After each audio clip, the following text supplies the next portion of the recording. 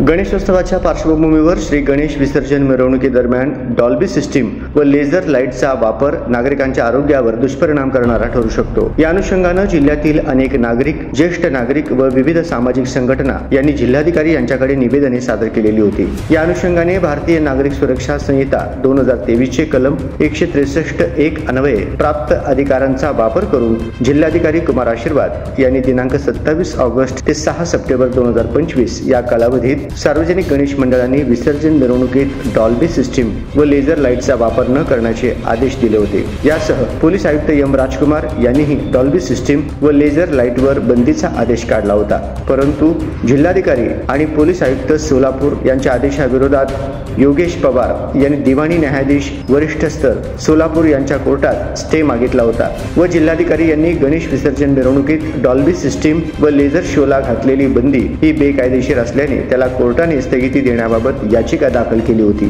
परंतु लोकांच्या आरोग्याच्या व सुरक्षेच्या दृष्टीने दिवाणी न्यायाधीश वरिष्ठ स्तर सोलापूर यांच्या कोर्टाने जिल्हाधिकारी सोलापूर यांनी जिल्ह्यात डॉल्बी सिस्टीम व लेझर लाईट शोला बंदी घातलेल्या आदेशाला स्थगिती देण्यास नकार दिला। त्यामुळे जिल्हाधिकारी आशीर्वाद यांनी दिनांक 27 ऑगस्ट ते 6 सप्टेंबर 2025 या कालावधीत साठी जारी केलेले बंदी आदेश कायम राहणार आहेत। शासनाकडून जिल्हा सरकारी वकील ॲडव्होकेट प्रदीप राजपूत यांनी काम पाहिले।